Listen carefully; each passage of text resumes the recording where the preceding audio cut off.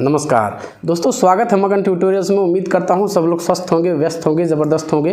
दोस्तों, मैंने अपनी वीडियो में एक बार बताया था आपको कि जो उत्तर प्रदेश शिक्षक भर्ती परीक्षा है यानी सुपर टेट है, जैसे जैसे लोकसभा चुनाव की तिथि तारीख नज़दीक आती जाएगी वैसे वैसे सरकार के सुर में बदलाव आपको देखने के लिए मिलेगा। और एक आज मैं खबर आपको बताऊंगा दोस्तों, बहुत ही महत्वपूर्ण खबर है और आपको बहुत राहत देने वाली खबर है। एक चीज़ मैं आपको बताऊं, आप लोग को पता होगा कि कुछ समय पहले संदीप सिंह जी ने, जो हमारे बेसिक शिक्षा मंत्री हैं, उन्होंने कहा था कि उत्तर प्रदेश के परिषदीय विद्यालयों में छात्र शिक्षक अनुपात जो है वो बहुत अच्छा है। और उस समय उन लोगों ने क्या किया था कि शिक्षा मित्रों को भी और अनुदेशक जो है उच्च प्राथमिक विद्यालयों में उनकी भी गणना उसके अंतर्गत कर लिया था। लेकिन अब कल की न्यूज़ आपको एक बता रहा हूँ, ध्यान से देखिएगा। मैं आपको सीधे PDF पे ही लेके चलूँगा। एक सवाल के जवाब में विधानसभा में इन्हीं बेसिक शिक्षा मंत्री जी ने क्या कहा है दोस्तों।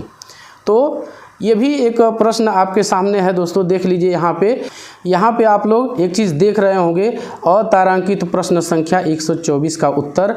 इसमें बच्चों को बैठने की व्यवस्था जो परिषदीय विद्यालयों के अंतर्गत है उसके बारे में सवाल पूछा गया है कि क्या बच्चों को बैठने के लिए सारे बच्चों को डेस्क बेंच उपलब्ध हो गया है। तो उसके जवाब में इन्होंने ये अपना डाटा दिया है दोस्तों।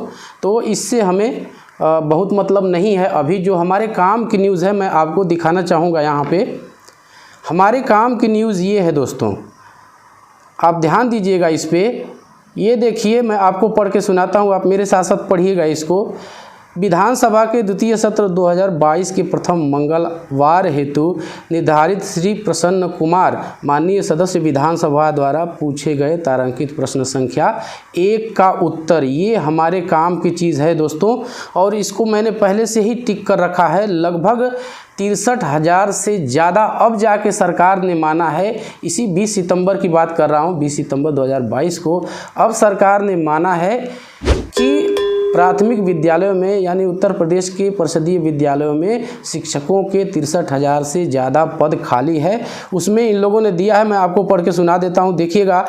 क्या बेसिक शिक्षा मंत्री बताने की कृपा करेंगे कि प्राथमिक और उच्च प्राथमिक विद्यालयों में शिक्षकों, सफाई कर्मचारियों आदि के स्वीकृत पदों के सापेक्ष वर्तमान में कितने पद रिक्त हैं। तो जवाब में इन्होंने ये दिया है कि कुल पद 5,80,084 पद सृजित हैं।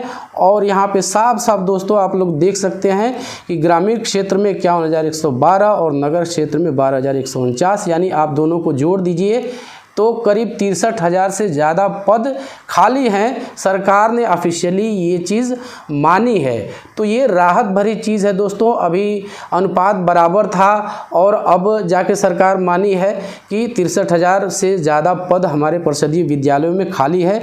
आगे इन्होंने पूछा है, क्या सरकार उक्त रिक्त पदों पर नियुक्ति किए जाने पर विचार कर रही है।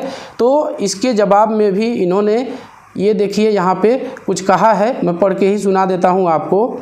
ये है, हाँ ये आपको ठीक है। उत्तर प्रदेश के बेसिक शिक्षा परिषद द्वारा संचालित परिषदीय विद्यालयों में सहायक अध्यापक के रूप में इतना शिक्षा मित्रों के समायोजन को ये माननीय सर्वोच्च न्यायालय के आदेश संख्या इसके द्वारा निरस्त किए जाने के उपरांत 68,500 और 69,000 भर्तियों की इन्होंने वहाँ पे जिक्र किया है। 68,500 तो क्लियर हो चुकी है और इसका जो 69,000 है इसका विभिन्न वादों के कारण ये कुछ मामला कोर्ट में है।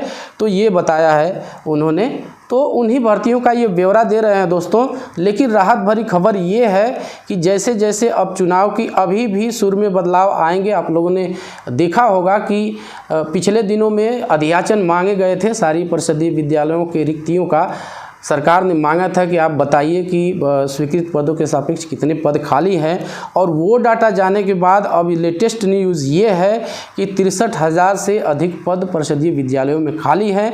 और जैसे जैसे लोकसभा चुनाव की तारीख दोस्तों नज़दीक आएगी और भी पदों का ब्यौरा और भी पद बढ़ सकते हैं। और आप ये मान के चलिए कि लोकसभा चुनाव से पहले आपको भर्ती सुपर टेट यानी शिक्षक भर्ती देखने के लिए मिल सकती है। और विश्वास रखिए इस साल के अंत में पूरी संभावना है। लेकिन अगले साल यानी 2023 में तो आपको निश्चित रूप से भर्ती देखने के लिए मिलेगी ही।